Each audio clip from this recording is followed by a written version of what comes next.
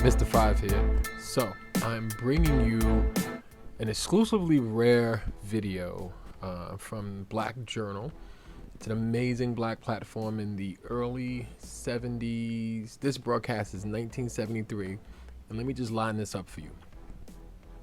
Stokely Carmichael, Sutton, Percy, New York City legislator, Haywood Burns, Fannie Lou Hamer, Lucy Williams, Angela Davis, Berkeley Burnell, Nelson Johnson, Louis Stokes, William Caney Jr., James D. Williams, Williams H. Booth, and Tony Brown. It's an old NYET publication. They used to run, I think, on PBS. And in the early 70s, there wasn't really much safe spaces for people of color to discuss politics and actual actions or violence that happens against Black Americans constantly in this country. And so this format was a very special broadcast, but a very long discussion based around race, economics, the Black community, Black accountability, inequality, the criminal justice system, sort of a fishbowl conversation. Great platform, wish we still had it today. Things like this need to be more relevant in our communities. So, without further delay, I bring you Black Leaders 73. It's a Black Journal special. It took me forever to find this video.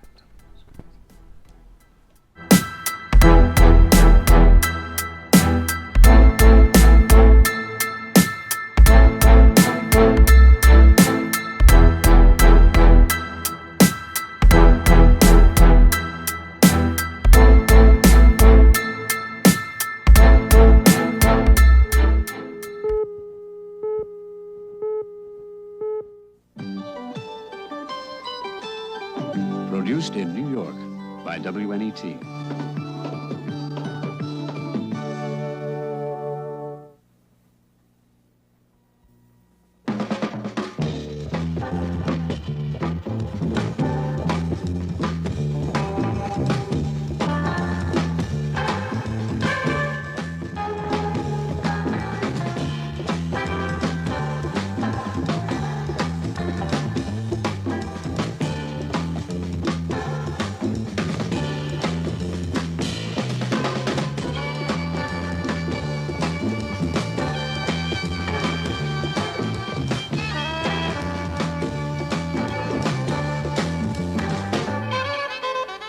Black Journal is an on-the-air magazine reporting on the personalities, ideas, and issues that affect Black America.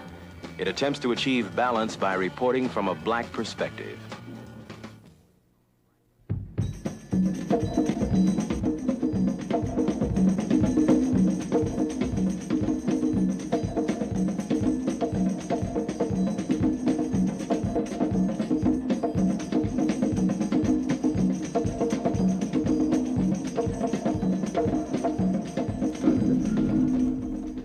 I'm Tony Brown, executive producer of Black Journal. Welcome to Black Leaders 73. This program has been pre-recorded, and you will not be able at this time to phone in any questions. The questions that you hear were directed in some instances to specific panelists, and in other instances they were not. Some of the panelists had not been advertised, and we do not have a number of questions for them. However, they have been encouraged to answer any questions, no matter to whom they are directed. For the next 90 minutes, we will present an unedited two-way communication system between you and our Congress of Black spokesmen. We will be using television as an instrument of positive social reform, allowing Black America to question members of her leadership and make herself heard collectively. Our guests are Judge William Booth, President, American Committee on Africa; Haywood Burns, National Director, National Conference of Black Lawyers; Berkeley Burrell, President, National Business League; Stokely Carmichael, All African People's Revolutionary Party; Angela Davis, National United Committee to Free All Political Prisoners; Fannie Lou Hamer, Director, Mississippi Freedom Farm Corporation; Nelson Johnson, National Chairman, Youth Organization for Black Unity; William Lucy, International Secretary-Treasurer, American Federation of Federal, State, County, and Municipal Employees, and the chairman of the steering committee of the Coalition of Black Trade Unionists, the Honorable Percy Sutton, president of the Borough of Manhattan, the Honorable Louis Stokes, Democrat of Ohio and chairman of the Congressional Black Caucus, Sidney J. Williams, Jr., president, National Association of Black Social Workers, and James D. Williams, National Urban League. One of our panelists was unable to be with us and wired us his regrets. The following telegram is from Mr. Stanley Scott, Special Assistant to the President of the United States. I will now read his telegram. Deeply regret that I must cancel my appearance on your show because of an assignment recently given me on behalf of the President. I would welcome the pleasure of being your guest at a later date. With every best wishes for a very successful show, Stanley S. Scott, Special Assistant to the President. Indeed, there are many other black spokesmen, but our physical and technical capabilities have limited us. We do want the public to understand that our black leadership does include persons not on this panel. To continue to expose more of our leaders, we have invited a different group from our 1972 version. In selecting tonight's panel, we attempted to bring together a diversity of positions and philosophies, held together by the common thread of concern for all black people. May we now have our first question.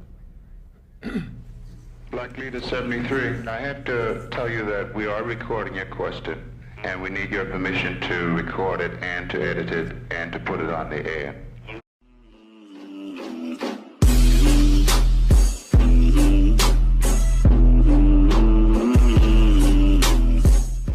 You have my permission to do that. My name is Carl Smith from Lawton, Oklahoma. A pluralistic society in which all ethnic and racial minorities try to contribute to the mainstream and still retain their cultural identity is often advocated as a desirable goal for our country. My question is it a realistic goal? Is it possible? And if not, why? If you didn't understand that question, I can read it to you again. He said, a pluralistic society in which all ethnic and racial minorities try to contribute to the mainstream and still retain their cultural identity is often advocated as a desirable goal for our country. My question is it a realistic goal? Is it possible? And if so, and if not, why? That's one of the diversities, I guess, that we have among black people. I hate to say black leaders because I don't think of ourselves as black leaders. I don't think any people need leaders. We are working in the field and we're doing our job. But there is the diverse opinion. Some folks believe that you can work within the system and you can make the system work for you. Others believe you can't work within the system, you've got to have something else. I happen to be one of those who believes that although we have not progressed as we should have, and that the great masses of the people have not at all been able to use their inert talents, the talents they've got and that have been hidden by reason of cultural bias and examinations and all the rest that's happened to us through the years, that although the masses of the people have not tasted the success that is available here in this country, still I believe that it is possible, if I didn't believe it was possible, to work within the system and to retain my own cultural identity in spite of what's happening. I would have to give up my job. I'd have to give up my various positions and organizations that I belong to. I'd have to say, well, down with all organizations connected with this government. But I look upon this government as being one of men who can be changed if there's enough pressure put upon them, and if the numbers that we've got together, that black people have and related people have in this country, if we put our numbers together, we can overcome the forces against us. Otherwise, I couldn't exist in this country that way. I would think that what our brother Judge Booth said is correct. The only question would be, what kind of change do we want? I think everybody would be for that society. The question is whether or not it could come about under the present system of this government, or whether that system must be changed. I, for one, believe that it cannot come about under the present system, a capitalist system. That system must be changed. I believe that. And I think that if we have the same objectives, then it doesn't make a difference where we work. As a matter of fact, a man working to change the system with that objective in mind can do very much inside the system, once he doesn't lose sight of his objective. An example that comes to mind is that a few years ago, it was found out that one of the advisors for President Thieu was working for the Viet Cong. I do think that we make a mistake if we talk about this in terms of absolute doctrines, if we talk about it in terms of black people and integration or black people and separation. It seems to me that that's a false dichotomy that has been set up in terms of the way in which the debate is discussed. The real issue I feel for black people is one of empowerment and one of redefinition of the way in which black and white people are interacting in society. I feel that's what we must be about. Well, I think that if you consider the fact that this system, this capitalist system under which we're living today, is designed in such a way that nobody except a privileged few can attempt to express themselves or contribute to anything, there's no doubt about the fact that we have to talk about revolutionizing the system before anybody can live in any kind of human fashion together. I would just like to point out the fact that I have seen with my eyes societies where people of different colors have learned how to live together, each maintaining their own cultural identity, but each fighting to build and to continue to construct a socialist revolution together.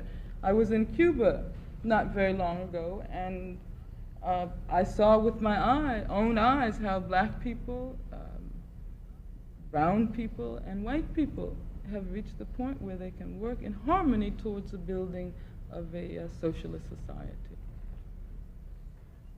Any other responses? Let me just maybe add to what Brother Brown said over there just a moment ago. I think the key question is that certainly it's a good idea to work toward a total input by all, I suppose, ethnic groups in our society, blacks and what have you. But the key thing is whether or not you have a sufficient amount of power within yourself to affect the system when the system is working against your vested interest. In school some years ago, we were taught to think of America as a melting pot, and I think the current administration has proven that there are ethnics who are unmeltable, because even though they are invisible, they are still there to identify with their own vested interests as a people. I think as black people, we've got to become concerned, first of all, with what our vested interest is in either preserving the system or changing the system. And once we make that determination, then the direction that we have to take is clear for us. For instance, if you look at the various arms or branches of government, they represent different interests, yet there is none that represents our interests. For instance, the business interest is represented by a branch. You will never find that branch going contrary to what the interest of business happens to be. Yet there's the labor interest, and only here lately have we found some differences there. But every segment of our society that represents a power lever is represented there, except people, and particularly black people. And I think we should be about the business of coming together, not in specifics as to what our interests and goals are, but certainly in generalities in terms of what we need to exist in this society. Let me ask a question about your comment. Would it be correct to infer from your comments that you would suggest some attachment of a power mechanism for black people to the governmental apparatus as a solution to the empowerment of black people? I think what I'm getting at is the acquiring of power within the black people themselves to affect the system in any way it needs to be affected in order to produce on behalf of the interests of black people. I'm not saying we should have a black agency. That's not what I was referring at all. I'm saying that every other ethnic group in our society has, by some means or other, acquired the power to move out of their depressed or oppressed situation, with the exception of black and brown. I think what I'm saying is that whatever that power has to be to move the government or move local structures, that's what we need to be about. And I think the vested interest should be the basis of our movement. Mr. Sutton. America really is an ethnic society. And I live here in New York now, though I come from Texas, and New York has always been talked about as a melting pot. It really isn't a melting pot. We have Jews, we have Italians, we have blacks, we have Puerto Ricans, a variety of other cultures that live side by side with each other, not always happy with each other. But if we're talking about change, whether it's a change of the style of the government or an absolute change in the nature of the government to a socialist society or whatever other society, I think a thing that is fundamental to it, if we as black people are going to talk about change, one of the first things we need to do is develop some unity within ourselves. Now, that doesn't mean that all black people have to speak the same language or have the same philosophy, but we have to learn to communicate, and I think we are, in a large measure, learning to communicate with each other. And we've got to develop coalitions with others because we're a small minority. We have great power, however, if we can unite our minority with other minorities, because there are other groups of people who would wish to move in the same direction as we wish. So it doesn't make me any difference whether we're going, if I thought tomorrow we could stage the revolution and the revolution would succeed, I would give leadership to it. That is, a revolution by whatever method. But at this structure in our development, I believe the kind of revolution that is going to take place is a social revolution without bloodshed. And if this is to be so, one of the first things that must be accomplished is that black people, poor people, must unite themselves and then join forces with others. Well, now, Harlem has been a barometer for a number of years of perhaps black feeling across the country in terms of mood. What do you see, what direction do you see the mood in Harlem going in? I'm not too sure that Harlem has been the mood of the country. Harlem is one of the most volatile places in the country. When I travel to other places, I'm amazed at the amount of unity. We have unity in Harlem, unity in one thing, that we're different. Many of us are different. We have more nationalist organizations. We have all of the organizations you want to perceive of many of them have their facets in Harlem. No, I don't think Harlem is the mood. Harlem is a very sophisticated place. Sophisticated in the sense that we all understand the need for others of us to exist. So I could not use it as the barometer of America. But if it should be the barometer of America, I think it would be good. But I'm afraid that it is not. Mrs. Hamer, do you see changes in, since you're from right in the middle of the rural South, do you see any trend there in terms of black people moving toward unity and moving away from unity? Just generally, what is going on in your area of the country? Well, I do see more unity because the power structures in the South are forcing us to have more unity. You know, there have been a class split with the black community. That's being moved because we are finding out whether you middle class or no class is no different. As long as we black, we in the same boat. And that's forcing us to be together.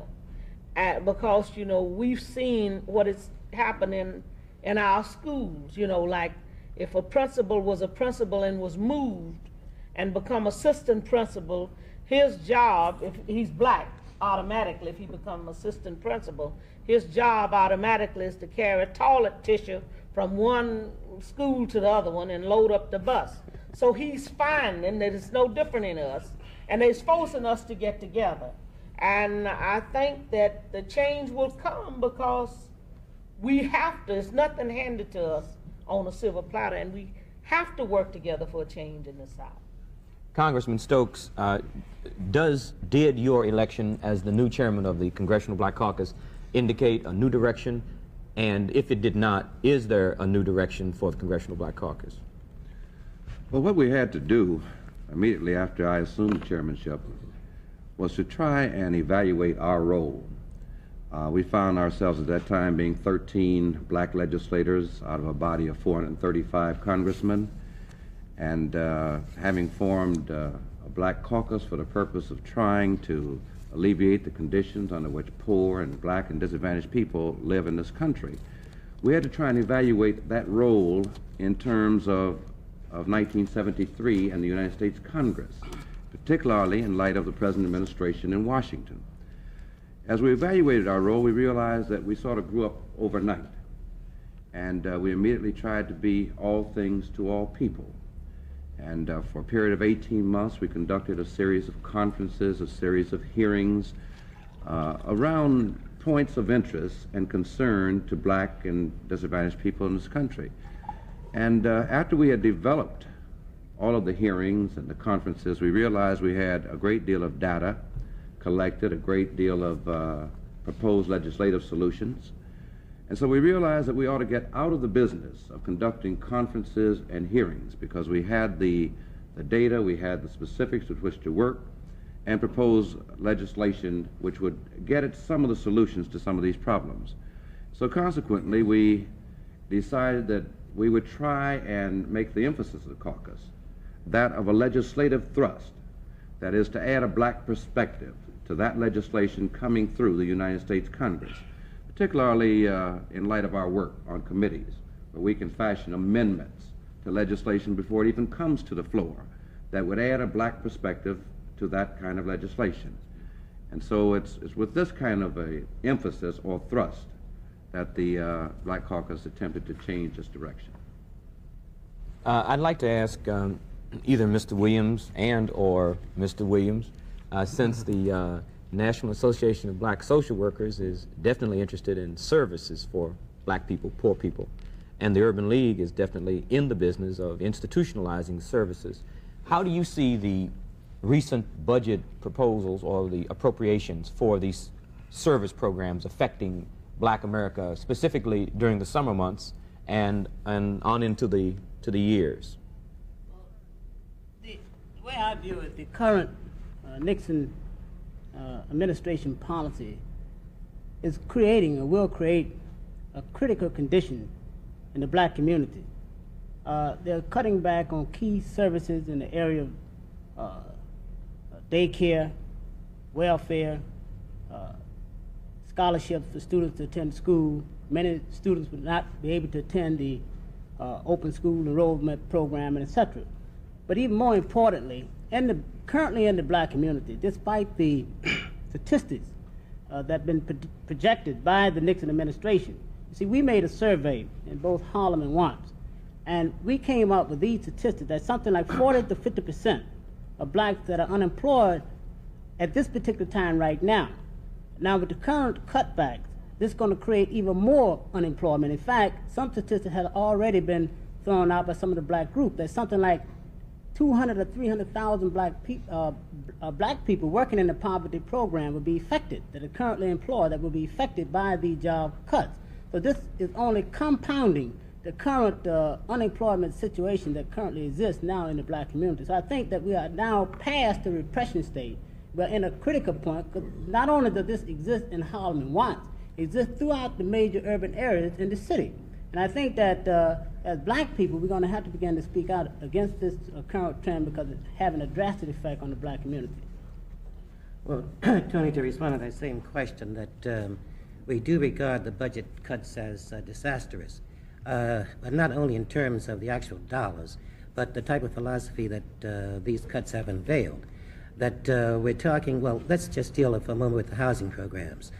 We have to admit that some of those programs did not work. But some of those programs did not work because there was fraud involving government agencies, involving the private sector of the country. So what happens? The programs are cut out and the poor people are penalized. In other words, that we are being victimized because someone else has victimized us. And the whole question of the cuts deals with the type of philosophy that says the country has done enough for poor people, so now we'll move on to something else. That we can abolish poverty with the stroke of a pen. And so therefore that these programs are no longer needed. And anyone that needs these programs are really freeloaders whom we can do without. So we deal not only with the question of the dollar amounts, but the question of the type of philosophy that's trying to, well, that is being exemplified in this type of approach to the budget. So I think that that's the main thing. I just want to make one point about the whole budget cutback thing, as we see it. And I think, again, we see a rather magnificent PR game being done by the Nixon administration, because the nation as a whole assumes that the cuts that are taking place are, one, to eliminate black people from the rolls, from the welfare rolls, to make life easier for the taxpayers out in the hinterland. But if you really track the statistics and see exactly who is benefiting from the programs that goes down, you will find that generally 2/3 of the people who receive benefits are white, and the other 1/3 being black. In terms of those who are receiving direct public aid or public assistance, you will find that the number increases to something like 1 out of 4. And I'm not a social worker, but just the pure and simple numbers indicate that. What has happened is that out in the Midwest, where it's becoming acceptable now to assume that discrimination is a way of life, the administration has convinced people that what we are doing is keeping your taxes down, keeping those programs, we're taking those programs out rather that have contributed to the inflation and all this other foolishness. I think what we have to do, and I think there's a tragedy that some of the so-called liberals who have participated in these discussions before are not speaking out on the issue now, but it's being left to black leadership to deal with the whole question of budget cutbacks. And I think that there's a real need to raise the level of awareness across the country, because we even got some black folks who are talking about, yeah, well, we should be phasing down these things. Phasing down got nothing to do with it. If you cut back on the social program, at the same time increase the defense budget, when we're supposed to be winding down our involvement in Southeast Asia, there's something out of balance there. And Tony, I don't think, let me just piggyback what Bill Lucy said. We should not have a discussion, there should never be a discussion of welfare without some explanation to the public of what welfare really is. Lockheed is getting welfare. People who live in the suburbs, Penn Central is getting welfare. We pay taxes. Pardon me? We pay taxes. Exactly. We pay taxes. They're not only getting welfare, but not paying any taxes. But when they get it, it is called a subsidy. And of course, we could go along and give a really description to all of the things that are being done by our federal government, both here in America and abroad, that are in fact welfare. But Mr. Nixon and his crew are not talking about eliminating any of that. They're talking about expanding that. Well, let me ask this. In his explanation, as far as he's gone to date, President Nixon, when he appeared on television explaining the Watergate situation as he saw it, did you sense that he was implying a reordering, a restructuring of priorities? When he discussed, didn't he say something to the effect that he was going to be a little more sensitive? No, you want to know what I sense? I sensed that there was a desperate man trying to cop a plea, and then he even said a prayer for us at the end of it. No, I didn't sense that he was talking about reordering priorities. I sensed that he was trying to get through a very bad night. And I think also that the critical thing about that performance was that he never really got to the substance of what we're dealing with. That what we got was a lot of rhetoric, a lot of waving of the flag, and then you're supposed to go away feeling that Watergate is just going to disappear. And I think that it was an unfair trick to play on the American public. Well, we are. It's one thing, I'm sorry, it's one thing, that is the only president in the history of my time, and I'm 56, that can talk an hour and never say nothing. But we also have to ask ourselves what the real meaning of that Watergate affair is. And I think it's important, especially for those of us who are here this afternoon, to recognize that if the Republican Party will go that far to sabotage the Democratic Party, to sabotage that kind of opposition, what have we already been experiencing insofar as repression is concerned, and what will we as black people have to face in the future? Because there are many of us who feel that not only the Republican Party, but the Democratic Party as well is committed to upholding a system of exploitation and racism. If you look at the McGovern campaign, McGovern didn't even raise the question of racism, and he was supposed to be the far left wing of the Democratic Party. So I think it's important to see this Watergate scandal as being an indication of the real threat of fascism. And I think that's what it is an indication of the lawlessness of law officials and the abuses of state power at the highest level. You have to take it beyond the particular example, as Ms. Davis said, of Watergate, to understand what's going on at all levels in our society as far as abuses of power by the government is concerned, particularly in political areas. If they're doing this against the established opposition, what are they doing against black people? What are they doing against political activists? What is happening with the statutes that are being passed and the people who are being appointed to the courts, the decisions the courts are rendering? What's happening at the street level in terms of the administration of justice?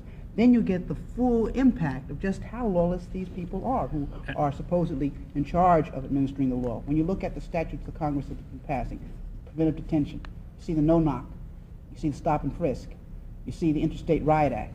You look at the Supreme Court of the United States consistently cutting back upon what we regard as traditional rights in this country, doing away with the non-unanimous jury, When you look at the street level, the level of violence, officially sanctioned violence that's going on in this country, the political implications of that. Look at what happened at Kent State, and Orangeburg, Jackson State, Southern University, at Attica, where 43 people were killed. And you look at the way in which the grand jury is being used, and you look at the way in which agent provocateurs are being used, and if you just trace it all the way through, what we see in Watergate is just the top of the iceberg. Look at what's happening in Wounded Knee right this moment. I think we could talk for an hour and a half if we wanted to really expand on this point. Well, I would like to... I'd like to say this, Tony, that really the American people, you know, should shoulder the responsibility for what is going on now, you see, because the Democrats are just alarmed of the bugging because it's affecting them. You see, the Democrats, when they were in power, they were bugging the black movement, and no one made any kind of outcry about that. The only thing now, the chicken had come home to roost, and so now that they are being affected, they are now beginning to do the outcry. We have been crying about that for years, about the invading of our privacy, the bugging, doing the civil rights movement, the bug Martin Luther King, this was well known, and no one spoke out against it. So what is happening now? See, it has been a revelation of what have been going on for years, and I think that the American people now are becoming more aware of what is going on. Now the fact is what they're going to do to begin to deal with it. But I think that I want to go back to another point also. It's very important who the president has around him. You see what I mean? If he have, let's say, crooks around him, then who only have their vested interest at heart and not going to commit the time and the energy that is necessary to design programs to deal with blacks, then we are never going to get the kind of response from the federal government that we need. And I think that this is very important because these fellows up there are more concerned about stashing suitcase full of money. In fact, the $2 million and $4 million that they're stashing away now, that money can be going into the black community helping to deal with some of the problems. And I think that until we begin to focus on these kind of situations, that we're going to be missing many of the basic points. Stokely, you've been trying. Okay. Go ahead. I yield to the elder statesman, my elder brother, the business sector of our community. One of the things that I keep hearing here, and I think you'd have to agree, would be that the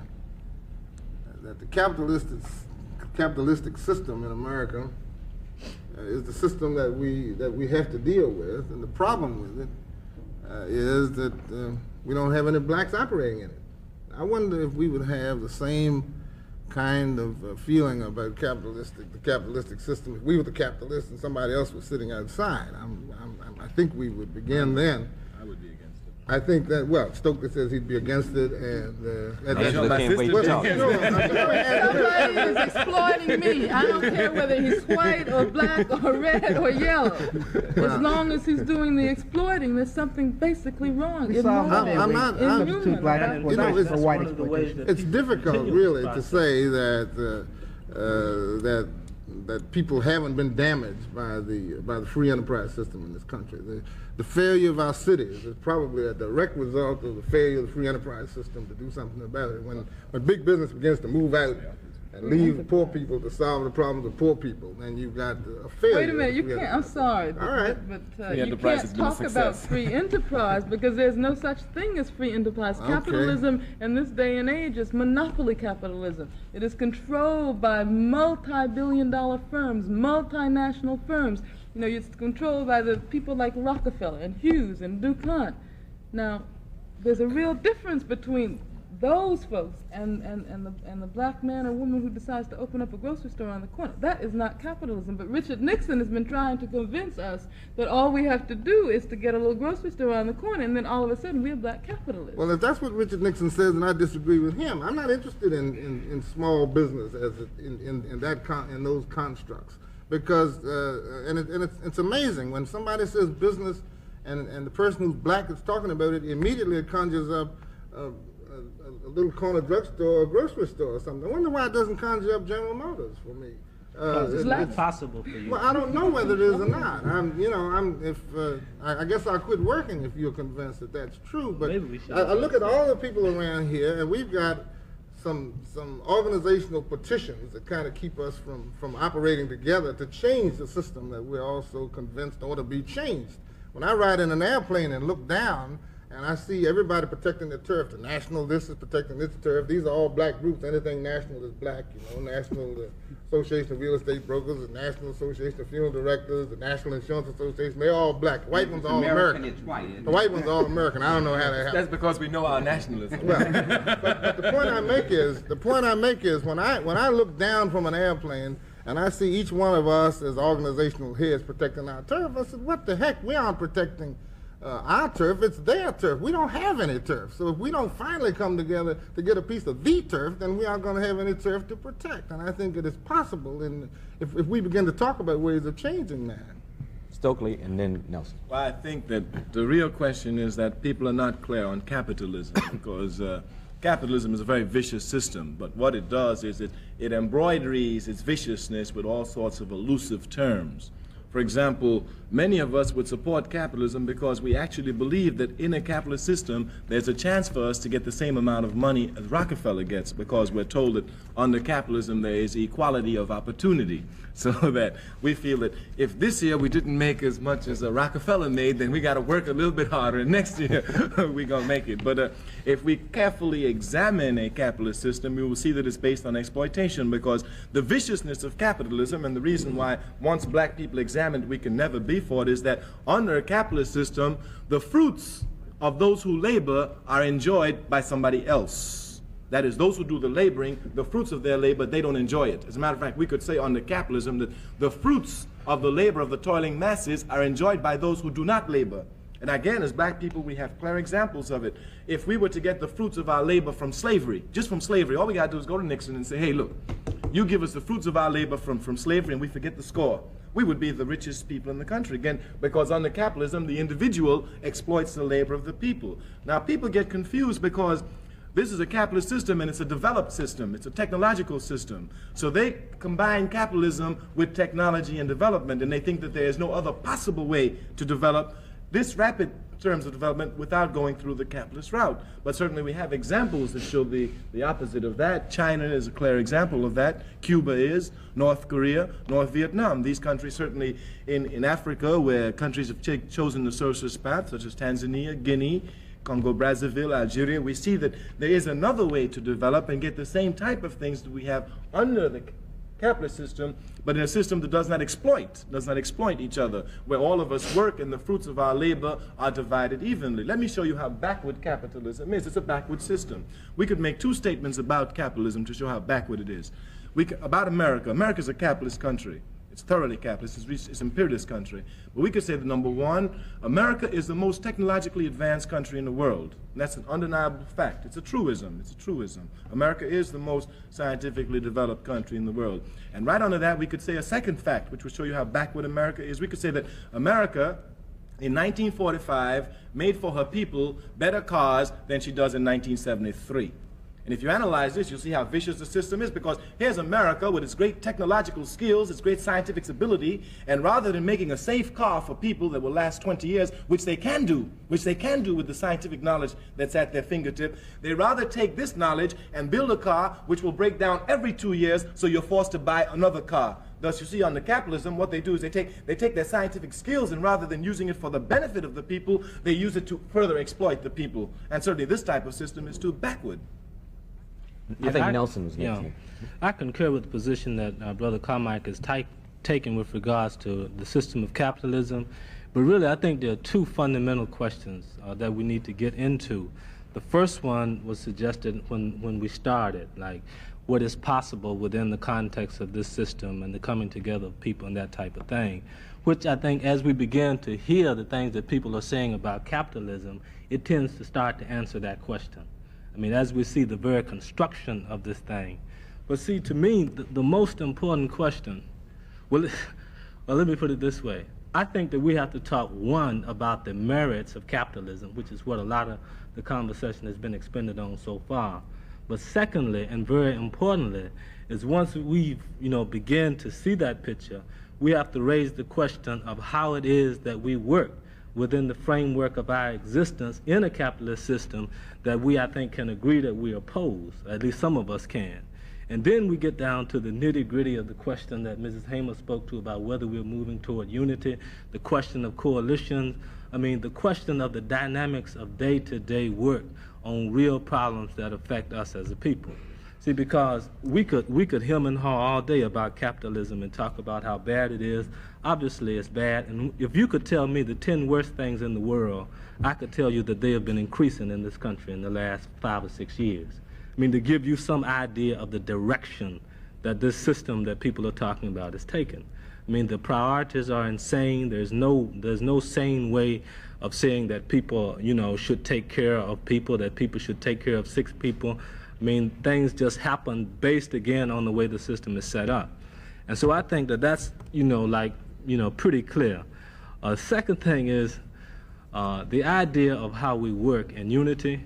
See, it's my notion that we have to take a second look at this question of unity, because I'm not convinced that it's all that much unity taking place in the black community today. In fact, what you see on the one hand is a uniting of certain people who are beginning to agree on a direction to take. And at the same time, you're seeing the uniting of black people who are taking another direction. I mean, within the context of this system and within the context of our own communities. And in fact, you talk about the people being confused. Well, a lot of times the people wouldn't be quite so confused unless they heard a lot of the things that we're saying to them. Those of us who are supposed to be leaders, or at least those who put themselves in the position to say things to a lot of people. And you get more and more in the movement kind of a decay of a real quality of honestness. I mean, you get jingoism, you get, you get all kinds of performances. I mean, and these kind of things are put out against the background of the deteriorating situation that we're in. And that doesn't really offer any explanation to people.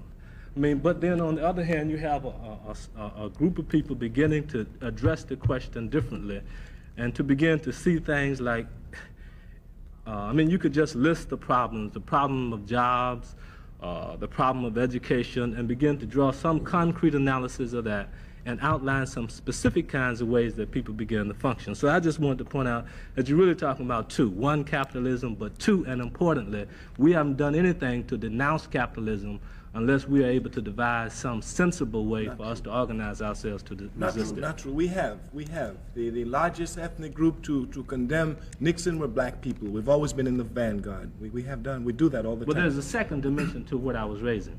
Mm-hmm. That's the one you didn't address. No, but I think we must see it positive, because I think it's undeniable that the desire for unity is more intense in the black community today than it was yesterday, and will be more intense tomorrow. We must always see our movement as a progression. We understand there are negative factors in it, but we must look at the positive. We are more united. We have to address the negatives in order to rectify them. Understood, but I don't think that we can sit here and say that, you know, unity, you know, is growing without ourselves addressing some of the factors that explain the disunity. But it is growing. I was next, and I'll yield to Brother Stokes. May I use the prerogative of the microphone? Just 1 second, please. Okay, we have a number of questions, and we certainly want to have free exchange, but if we could limit our responses to responses and not speeches, then we can all have more time, and if we could do that. But I don't want to stifle anyone, but I do want to, if we can move. And I think the mayor was next, and then the congressman, and then may we proceed that way. After you, Percy. I don't know whether the mayor of Harlem or mayor of Manhattan, but let me yield to Burrell. Lou, go ahead. Go ahead. Let me just say this. I really do not see it as being a question of capitalism versus communism, or socialism, or any other form of government. I think we have to be pragmatic about what we're talking about. You're talking about living under a system that is committed to capitalism. It's not going to change to communism or socialism or any other form of government. So what do you say, what do you do when you're the oppressed and the repressed under the capitalistic form of government? You examine the system and you see how can you make changes in that system. Now, the one thing that everyone seems to have forgotten here tonight is that what you're talking about in the capitalistic form of government is power. This is the only thing that this country responds to is power, economic power and political power. And the only time that the system reacts is when you've got some of that power. And as black people, we're not going to be able to overcome in a capitalistic form of system unless you do acquire both economic and political power, as every other ethnic group in this country has done. Obviously, I think the thrust in the 70s is in that direction. I think that black communities are demonstrating greater sophistication towards the fact that if they're going to change the system, they have to do it and work within the system. They have to do it by acquiring power in both of those realms. There's no question about the necessity of power to do anything. I mean, it's axiomatic. I mean, if we're talking about doing anything, I think the question is that the interest in which the power is addressed has to be a little bit more precisely defined. You know, even within the context of our own community and the use of that power by various groups within the community.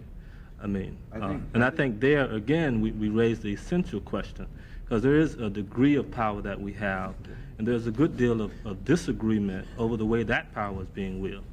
Let me go back, if I can, Tony, to the point that Lou makes, and I agree with it 100%. You see, what we generally do is we get caught up in an awful lot of theoretical discussion about how you change things when we're really faced with a very fundamental problem. Whatever change is going to come about, it's going to take some time. And rather than getting involved in dealing with the hereafter, I think we got to deal with the here and now. And that is the fact that most situations, if not all that we're dealing with, are economic situations in terms of black and poor people. Going back to the 60s, which so many participated in to bring about social change, which sort of made us legitimate people in the eyes of the law. Well, we've gone through that now, and we've got probably on the books as many rights as anybody else, except that we can't enjoy them by virtue of the fact that there's no economics in our pockets to allow us to do that. We can now go to the Waldorf, but we may not can buy none, which is sort of a none-plus kind of thing. What has to happen, I think, is that people got to pull themselves into a group to function, back to what Lou says, as an economic bloc first. Secondarily, as a political bloc, and that calls for making all kinds of coalitions that I think, as the chairman of the caucus stated one time, which is a coalition of convenience, because there are other groups in the society who may not be as oppressed as blacks, but are certainly as without as blacks. And I think around economic interests, around the development of political power, you can develop a philosophy that is neither communistic, socialist, or capitalist, but the question of pragmatic politics to acquire change. Did you want to make it? Tony, I've watched a number of times events such as this, a number of blacks getting together who either are leaders or purport to be leaders, and their discussions, and we get off to the philosophical discussions of where we're going. And we began today by saying that we are not necessarily the black leaders, not necessarily, we are not the black leaders of America. We are persons who are sitting here. But I've talked about unity, a number of us have talked about unity. It is a hoped-for thing, but let me just tell you that one of the things I really hope for, and I come from a background of family who moving towards socialism, who would like to see a socialist economy, but do live in a capitalistic society, would like to see changes take place. But one of the things I want most of all, which I should like to see in moving towards black unity, sometimes I think it is happening, and that is that black people who have different philosophies can discuss those philosophies.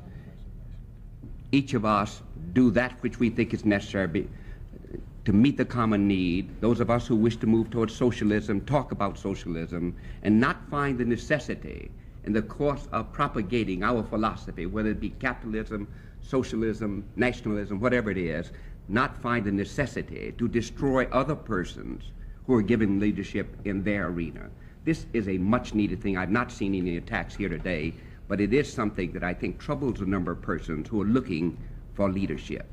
We'll take one response from Mr. Williams, and then we'll have to move to the next question. Well, on the point that Percy was dealing with, the question of unity, that I'm firmly convinced that we run the danger of falling into a trick bag when we concentrate on, when we devote so much attention to what the white man has defined as unity, that it seems to me that we've got to define unity among ourselves. That, well, Berkeley can deal with one thing, that we'll deal with another thing. But I don't think that we have to get into the bag that we have one spokesman speaking for black people, two spokesmen, that each of us has to do our own thing. And the white community has yet not been able to deal with this. That they keep on asking what do black folks want. Well, I really don't know what all black folks want. I know what I want. But I think that we've got to realize that unity can exist at times, but it isn't necessary for all of us to be talking the same words, the same tone of voice all the time. That just won't work. You know, that when we deal with that ourselves, you know, that we can get it together. But if we fall in the bag that I've got to follow somebody because they're the leader, you know, that's not going to work. Jimmy, you're not suggesting that I'm implying that no. We all ought to follow one leader. No, I'm not, Percy. Because I'm very annoyed by the suggestion that we ought to have one leader. That's right. Oh, I wouldn't be opposed to it now. I wouldn't be opposed to it. I would not be opposed to it. All America is Nixon and all China is Mao. I wouldn't be opposed to it at all if all Africa and all the people were one. Totally, as long as I could vote for who my leader would be. Oh, that's no problem, as long as he's representing the interests of the people.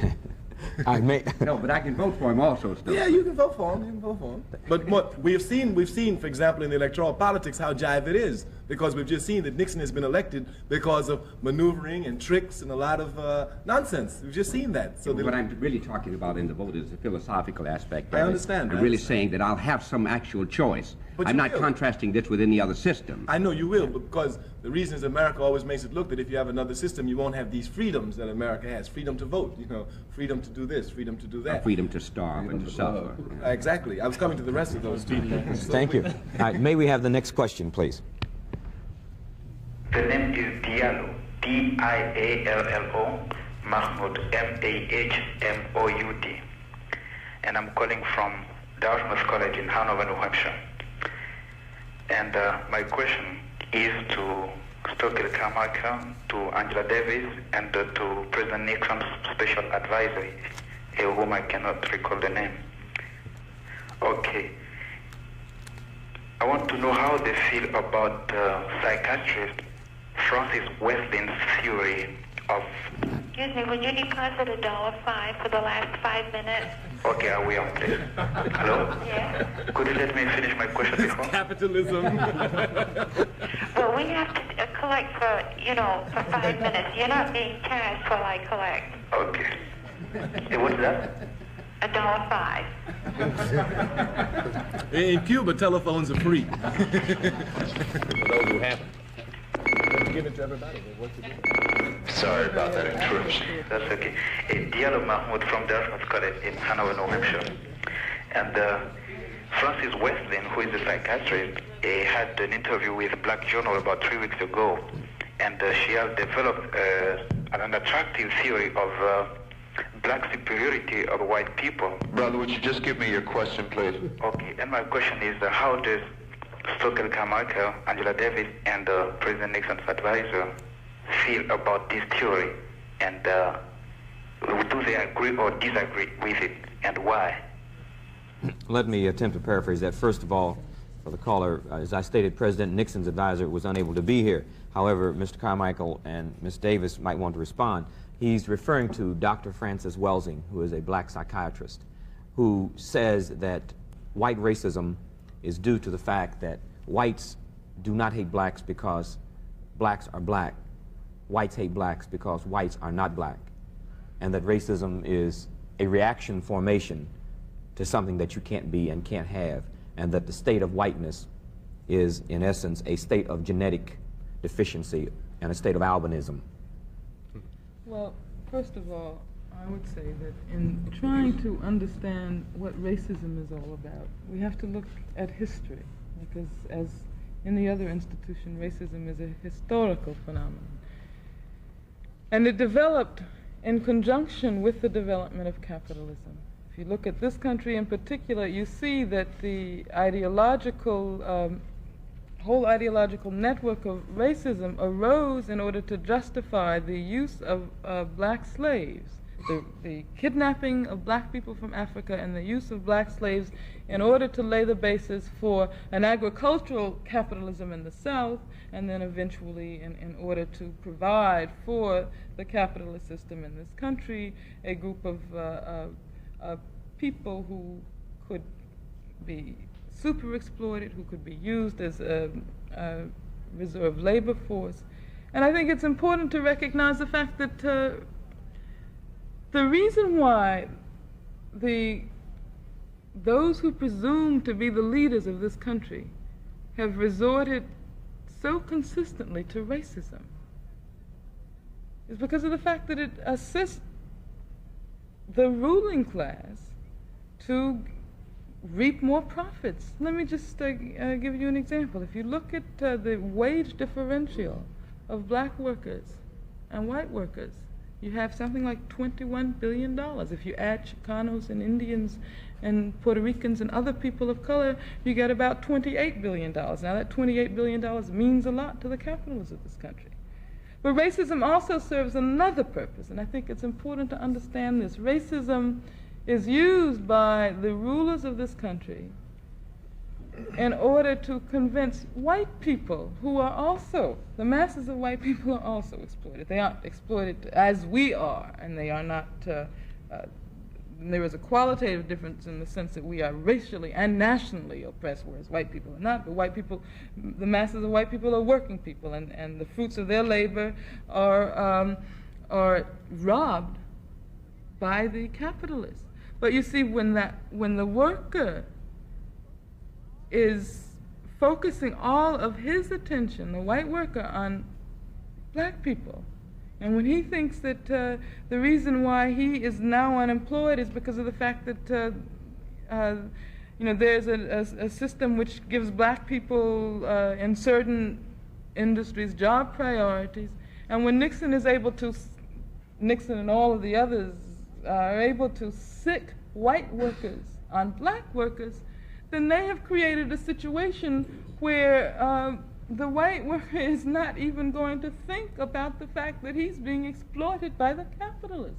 I mean, I think that the whole question of dividing and ruling has been one of the ways in which the oppressors historically have most efficiently dominated. Racism serves the ruling class in precisely that way. And I think that right now, in this country today, racism is perhaps the fundamental question we're facing. And white people have to understand this, because white people have to understand that they have to wage on their own initiative a struggle against the racism which is also used in order to make it in order to facilitate their own exploitation by those who dominate this country. Stokely, would you like to respond? Well, I would say that I imagine that my sister Frances had a lot of examples and certainly documentary facts to back up her theory, and I wouldn't get into disagreeing or agreeing with her. What I would ask is, how do we destroy it? While that may be the major problem, I'll grant her that. Let's say that is the major problem. White people are able to enforce racism through capitalism. That's how they amass their power. And racism is really a question of power. That's all it is. It's whether or not one race has more power to inflict punishment on another. For example, if a white boy wants to lynch me, that's his problem. If he lynches me, it's my problem. Thus, it behooves me to build as much power as I can to protect myself against racism, and also to destroy the base that gives the racist the reality, power, the power reality to lynch me or to inflict power upon me. He amasses that through capitalism. Thus, it is my job to thoroughly dismantle that system, which will render him powerless. And once he's rendered powerless, then perhaps we can begin to deal with the question of racism. So I wouldn't, again, the question of, there's no doubt that the major problem that the black man faces all over the world is a problem of economic exploitation. That's the core question. The answer is, how do you get to it? I know that the only way you can get to it is through politics. You must first politically organize before you can amass the economic power. May we take two quick responses from Judge Booth and Mr. Sutton, and then go I just want to say that much of the attack here today, this evening, has been on Nixon. And I think everybody should know that we're not just on Nixon, we're on the entire society, the entire system as it operates. And I have had a chance to go to South Africa and to Namibia on a couple of occasions, and I've seen how our government, not just the president, but the Congress, the courts, and everything else, our government is sponsoring the racist regime in South Africa and in Namibia. I don't know, I think the media is responsible to a great degree because the media of this country, the press, television, radio, magazines, all of it, have kept from the American public the link between South Africa and the United States. I have found in my dealings in the American Committee on Africa and otherwise that, for example, our Defense Department permits the South African Post Office to use our tracking station in Pretoria, South Africa, for communication purposes. And for communication purposes, in order to deal with the black people of South Africa who are now rising up. There is a war on in all of Southern Africa, and the United States is helping the racist regimes there to win the war against black folks by permitting free of charge, the South African Post Office to tack in to our tracking station in Pretoria. We are using the American government and all the American people and the all American tax dollars to help racism there. We likewise are sending ships, airplanes to Portugal so they can use them against black people in Angola and Mozambique. We're doing a great deal of these kinds of things. We're selling herbicides, and we're covering it up by selling these things to private companies, which in turn turn it over to the government and use them against black people in South Africa. And I think that maybe we ought to try to get these facts across to the American people, and particularly to the black American people, so that they can use them to dismantle if we want to. Look, Stokely, you go your way. And I think we can go different ways if we want to, but we've got to recognize we've got the same goal. And however way each of us want to go, we ought to recognize that we do have similar goals and we can work toward the same end. Sir, I've always been for unity in the black community, will always be for it. Our party, the All African People's Revolutionary Party, has been calling for a black united front, the meetings of all black people, irrespective of ideology. We want our people free. Thus, for example, I think this is very beautiful. It's unfortunate we can't get this unless someone calls us to be on TV. But I've always been for that. I learned that from Dr. King and from Malcolm X. The Newark Black Power Conference, of course, 67, and all the rest since then have indicated the same kind of thing. May we have a Tony, response from the Mr. Sutton? question I believe phoned in was whether or not one agreed with the philosophy that racism, white racism, is an anger on the part of whites because they're not black. I don't think that at all. I quite agree with my sister Angela Davis that racism is really a matter of exploitation. It's an economic thing, and whether it's in South Africa or South United States or Northern United States, it is a method of exploitation, and the exploitation does not really benefit the whites. That is not the white working class. Maybe I did disservice in, and I'm sure I did now, in recalling the theory, because what Dr. Welsing said was that race was the dynamic around which the political and the social system was organized to oppress blacks. Well, that makes a difference. Yes. That does make a difference. Yes, it does make a difference in the question. Okay, can we have a short remark and then take the next question? Nelson? Yeah, my comment was on the same question. And I think it's important in terms of the solution or the approach to solving the problem, created by racism, that we come to some clarification again on what it is and where it comes from. And I'm referring again to Stokely's comments about, that perhaps was not central. And I'm saying that you can't really devise a strategy to begin to deal with the problem of racism in the society without a comprehension of its source, because and why it's there, where it comes from, the motive forces that created it. And again, I think that leads us back to what Angela said as a point of departure, in our efforts to dismantle racism. All right. Next question, please. Robert Alexander, San Antonio, Texas. Is it possible to persuade existing black organizations to assign appropriate staff from each of these organizations to convene and develop for presentation a cogent list of priorities? Would it be possible, once this list of priorities has been developed, to utilize the network of organizational units such as NAACP, Urban League, SCLC, CORE, so forth, and the black colleges in this country to verify this list of priorities as being relevant to our cause, and then to rally the blacks in this country to begin promoting the activities at the local, state, and national level to culminate as the national agenda by 1976, the 200th anniversary of the birth of our country. Difficulty hearing, I will restate his question.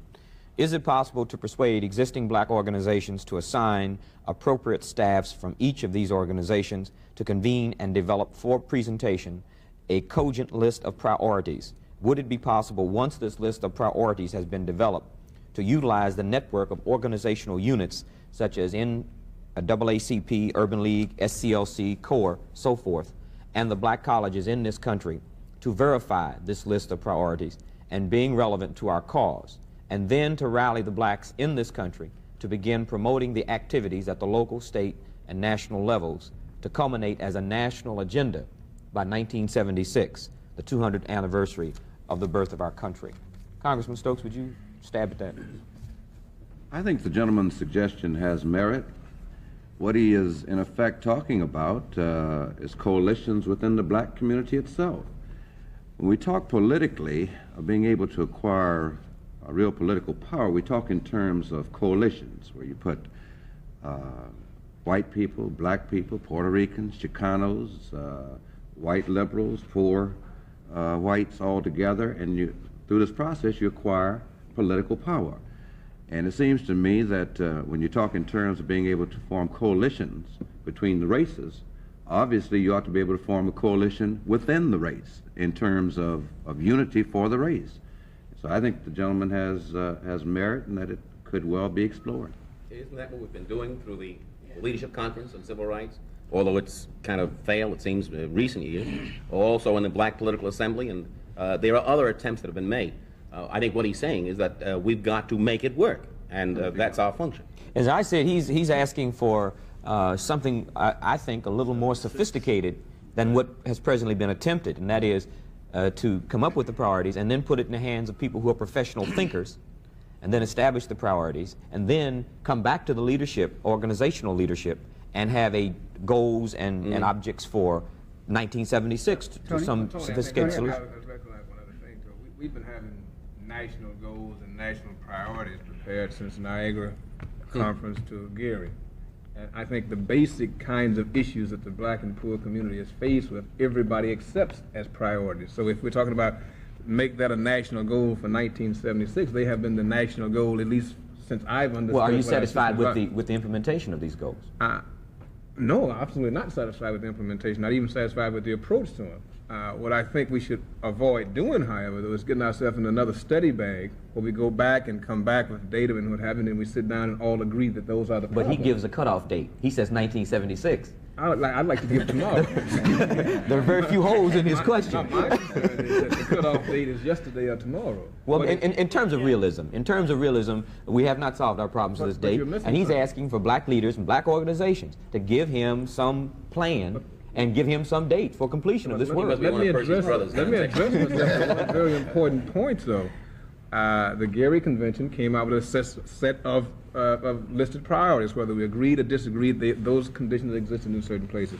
The Congressional Black Caucus, who after a number of exhausted hearings involving all parts of community thinking, came down also with a list of priorities which was addressed to the National Congress in their State of the Nation message, I believe, in the earlier part of the Congress. Now, anybody who takes a look at what was said there recognizes these to be problems. I don't see the need to have some sort of convening again of black leadership. I mean, part of our problem, Tony, is that we traditionally convene leadership and forget to convene people. All right, let me be the devil's advocate. Here we are sitting, and perhaps some of you feel a little nervous about being called leaders, but you are, because the term has been stigmatized, and I can understand it. But let's be practical. Here's Mrs. Hamer, who is in the middle of Mississippi. They have a farm corporation. Their farmland, their cotton is underwater. They're starving. Now, what actually do organizations do specifically? 1, 2, 3, 4. Do you send 4 loaves of bread and two ham hocks? Do you go down and, I mean, in terms of saying, well, yes, our brothers and sisters in the rural South are starving. That's an abstract. Now, what do we do? How do we move from nothing to one? This is, I think, the substance of what this brother is asking. I just don't see it not being a legitimate concern. I'm saying let's talk about a disaster situation, and we talk about the federal government as the institution to relieve that disaster, or local government. What I'm saying is that there is a clear procedure to follow in that situation. For instance, our illustrious leader has declared certain parts of it a disaster area, so fine. the machinery of the Red Cross or whoever cranks up and does something. But if they had been Jews, the national Jewish community would have fed them. Israel would have aided them. This is, we say on one hand that we can't depend on the federal government. Then when a black person's in trouble, we say the federal government should do something. I think another point of that, Tony, in terms of our past experience with disaster areas, and I think that perhaps we can advance this discussion a little further using this example, is that in the past when we have had disaster areas in the South, Mississippi in particular, the federal government has acted in a discriminatory fashion in administering disaster aid. And one of the things that was needed then was close monitoring by a concerned black community, by skilled black people to go in and at first address the immediate problems that the people had, but as well to make the federal government live up to the standards that it had enunciated for itself. Not only that, I think that many times we don't understand that unity is a struggle. Because when the black man tries to unify, it is obvious and expected and understood that the white power structure of this country does not want that to happen. Thus, they move in many different ways, not avert, but rather cover to keep the black people divided. Thus, we have a responsibility. You know, if we tried last year and we didn't do it, we tried the year before, we will keep trying because we got to do it. Right. We got to do it. What is the alternative? And the other question is that on the question of leaders versus people, it is just a simple systematic way of organizing. You represent the state, county, federal, municipal employees. That's a large number of black people in this country and other people, okay? But large number of black people, undeniably so. You represent that sector. Brother Nelson represents Yobu, which is an organizing group that's all over the country. That's a sector that he represents. The Honorable Percy Sutton, our brother here, represents Harlem. That's a fact. Brother Stokes represents a constituency in Ohio. That's a fact. If these people sit down and come together, they will create an atmosphere in which your constituency, his constituency will now be inspired to come together. Thus, we have to understand what it's about. Just bringing the leaders together is to set an atmosphere of unity. Because when your constituency, when Brother Sutton's constituency, when Brother Stokes' constituency look up to those who they see as national leaders, they see them divided. Thus, it demobilizes them. But if they saw us in constant contact, they would be inspired, and thus we would speed up the process of organizing the very people. Let me ask a question on just one second. I think, but it's important we understand. I was not saying. Could we make our remarks short? I was not saying that leaders should not come together. My concern is to not become bogged down in 4 or 5 years of trying to determine priorities. For instance, when the administration came in with their wage price guidelines, more wage control, that was an instant kind of thing that poor people were confronted with. Not rich people, not doctors, not bankers, where interest rates, profits, but wages. I'm saying that we've got to be prepared to deal with that. For instance, the power hunks in the country immediately moved. Steel workers, auto workers, whoever was necessary to relieve the pressure from their people, they could move to get themselves exempted or excluded. We must be unified. It's not necessary to be unified. We must be powerful. All right, thank you. Well, you're going to get power from unity. All right. Brother Sutton? Only way we're going to get it. Tony, you pointed out just then with regard to the Jewish community that had there happened within the realm of the interest of the Jewish community that which happens, and you're mentioning in Mississippi to Fannie Lou Hamer, there would have been a different response. We're talking about monitoring the federal government in what it gives. And the Jewish community would have been talking about monitoring the federal government in what it gives, but also in themselves doing something. We have not reached that point in our development, and it goes back to what Angela Davis has said. It is all economic, because until we're able to organize ourselves in whatever movement we have, whatever philosophies we have, to move economically to structure the brother or sister is not going to listen to you or to any of us unless we can change the condition of his life, either create a socialist system for him or make his life better in the capitalist system. Would you accept the Nation of Islam as an example of that? As an example of what? As an example of blacks developing the second statement in your analysis. Yeah, I think, let me just say this, I think the Nation of Islam moves towards what I should like to see. It moves towards doing something for the economic side of black people. Unfortunately, it has not had the impact many of us would wish it would have. And I guess the reason it has not had that impact is because there are not yet a sufficient number of believers. I think Charles and Mary Beard said many years ago, the problem with regard to the white worker in America is that it was not sufficiently class conscious. I think the problem with black people in America is that we're not sufficiently class conscious. We still keep believing that we're going to make it in the system. Brother Williams? The problem of, I want to get back to that question. The problem of setting priorities or developing a national black agenda, I don't think is a difficult one for black people and black groups. I think that the difficulty lies whenever we began our attempt to implement these agendas and priorities. And here is when our ideological differences began to interfere with our ability to function as a collective group. Now, the question also of unity, I think that we must understand that we are a large group of people, something like 40 to 50 million in this country, and there are going to always be differences of opinion. I think our primary concern should be developing some kind of mechanism for operational unity. In other words, when we come up with that national black agenda, with those priorities, then we, despite our different ideologies, should have that kind of mechanism that will embrace all these ideologies so that we can implement the national black agenda. And I think that here where we break down as a collective group, and that can be clearly seen right now in terms of our different political ideologies. Now, for instance, we are constantly loyal to the Democratic Party. We are constantly dampering with the Republican Party. We are constantly we are maintaining a permanent coalition with the white racist union that is one of our greatest enemies in this particular country in terms of keeping black people out of the union and subsequently keeping them unemployed.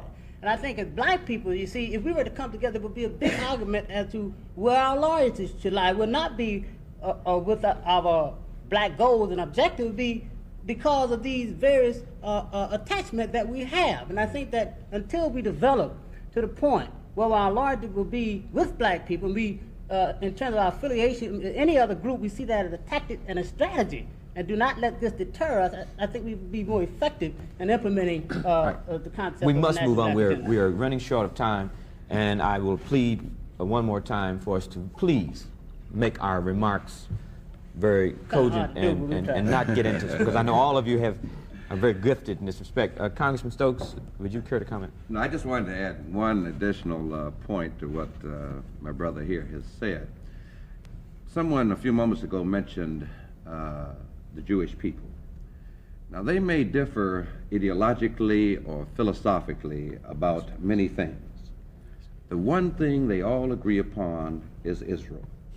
And it seems to me there's a lesson in that for black people. That's not true. Okay, but all right. That's not true. All right. Very few disagree. May we? Okay. Very few disagree. All right. May we have a comment from him, and then I think they're in a minority. I think we do. Few disagree. That's right. I think we do owe it to those who have phoned in questions to try to handle those questions out of courtesy. So could we very expeditiously move toward that? And Mr. Williams, you've been trying to make a point.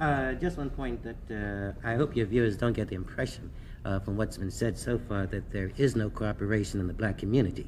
You know, because I think, you know, that they might feel that way, that all of us are doing our own thing and we, you know, we never relate to one another.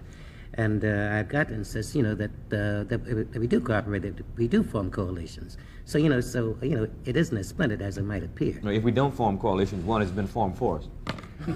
Well, yeah, by birth. That's what I mean. That's trouble. Many times we think we've got something going, and the buck that has caused us to get into those hotels and have those meetings and caucuses and seminars and all the rest has come from the white community without our knowledge sometimes, without the knowledge of some of us. And so therefore the conference takes a tack that is totally different. And also splits us up too because of our ideologies. It makes us think about ourselves as being different. We're not. We've got a great deal to work with. We're going to have one short remark from Ms. Burrell, and then we'll go to the next question.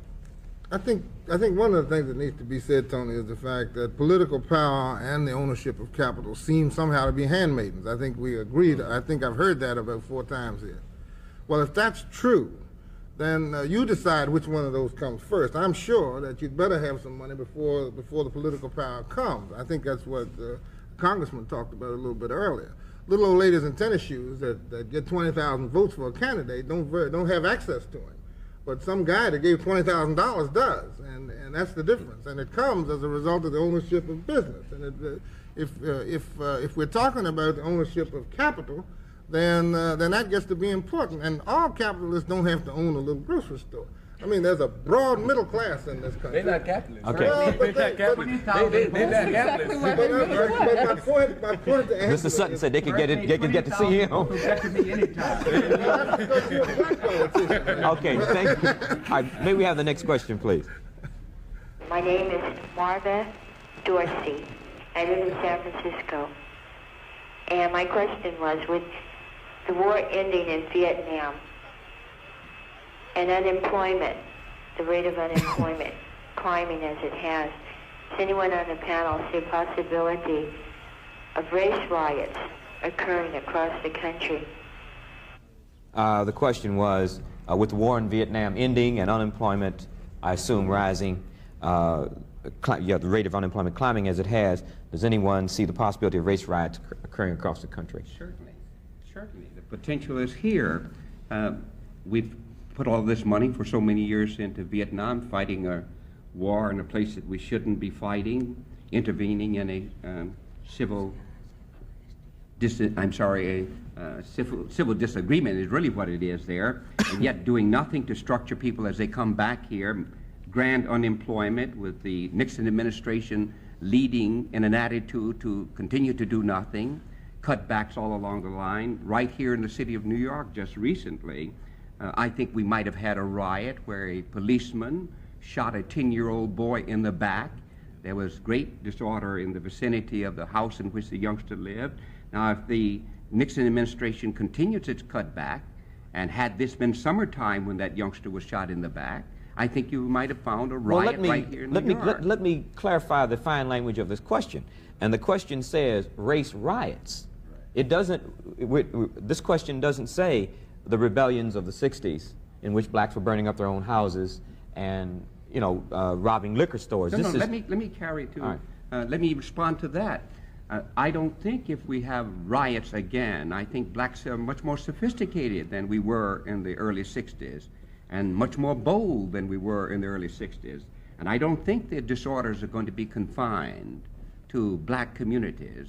There are a lot of brothers and sisters who are much more bold than before who will carry the disorders, if we want to term them that, into the white community, to the downtown banks, to the where the power structure is. Yes, I think there's a grand possibility of disorder and race riots. I would hope not.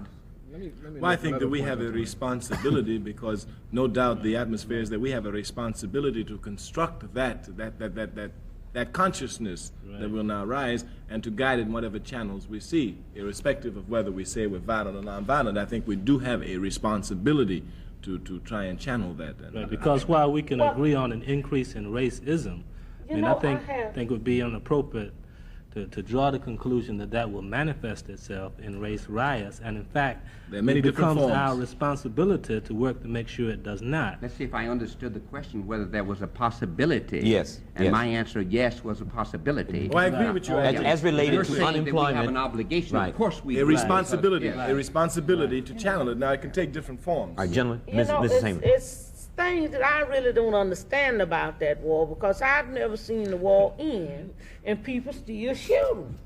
Now, I don't understand that.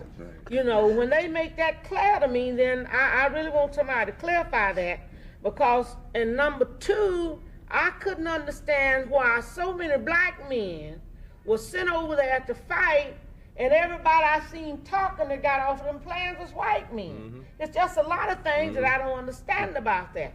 You know, and, well, you know, this is enough to make people upset, because that upset me. That upset other people, because I do know that it was more than white people went to Vietnam. And I know that, you know, somebody else should have been, you know, it was two things that really upset a lot of people in the South.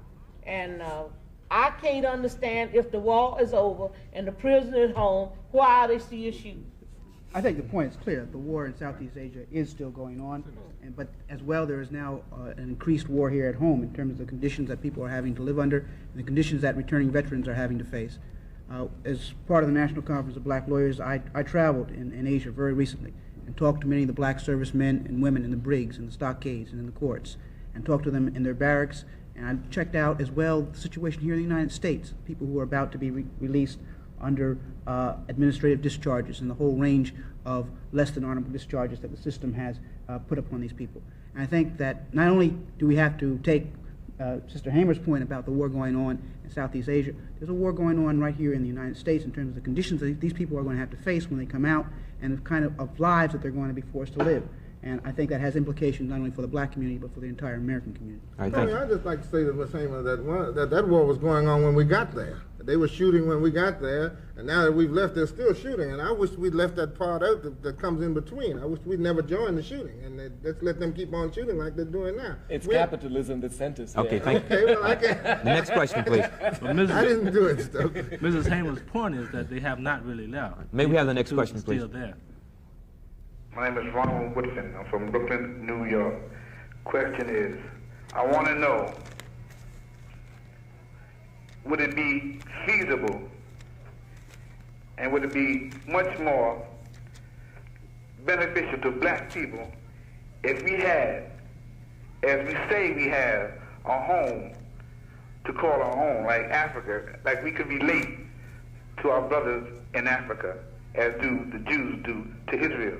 Would this give us more of a nation-time feeling than the direction we are now presently taking in this country?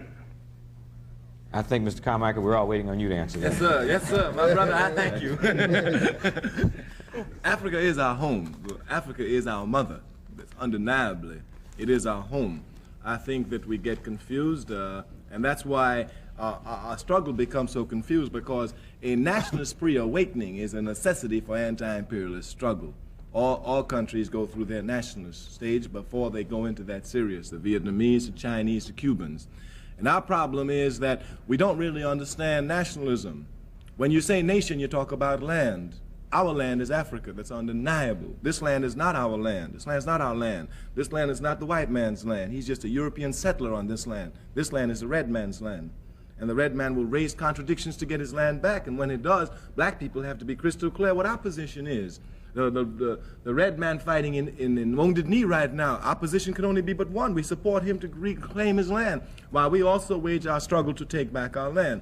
Now, the way people now ask the question is, well, Brother Stokely, what am I supposed to do? Am I supposed to leave America and go to Africa? I think that's an incorrect way of phrasing the question. Once we understand that Africa is our home, then the way we raise the question is, Brother Stokely, I'm in America. What can I do to help home? Right. Now, once the question is raised that way, then we see it more clearly. But it's undeniable that when you fight revolution, you fight for land. Thank you. Fight for land. Very few minutes. I'm going to try to get to another question. Next question, please.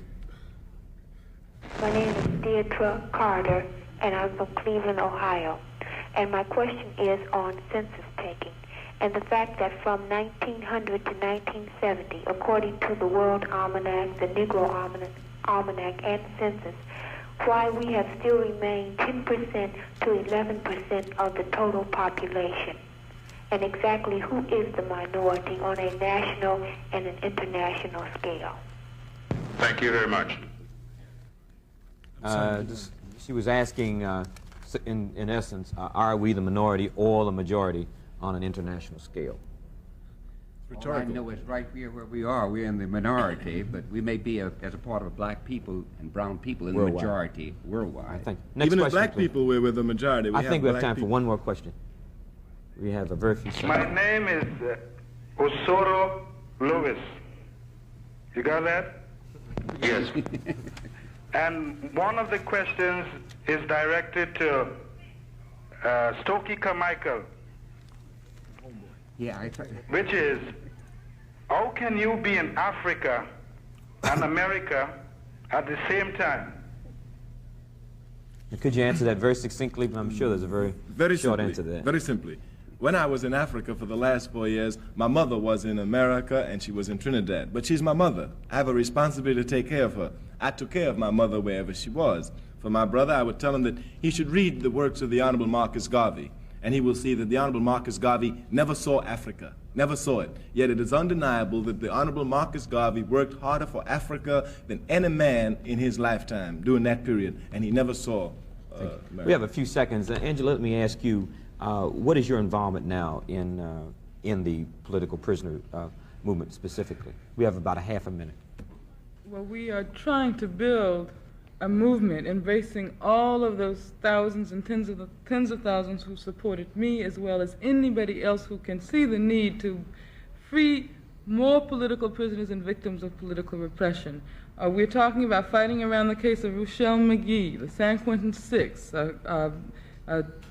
Carlos Feliciano, Rap Brown right here in New York. I was visiting just Angela, a few days ago Ruchell McGee in San Quentin. I hate to interrupt you. I feel like the bad guy on this program, but it's been very interesting, and I'm sure the audience has gotten some tremendous insights. Black Journal would like to thank you for coming and giving us your ability and your wisdom. Well, we thank you for helping to bring us together. If even on this level, it will now inspire us to work harder to unite amongst ourselves. Amen, brother.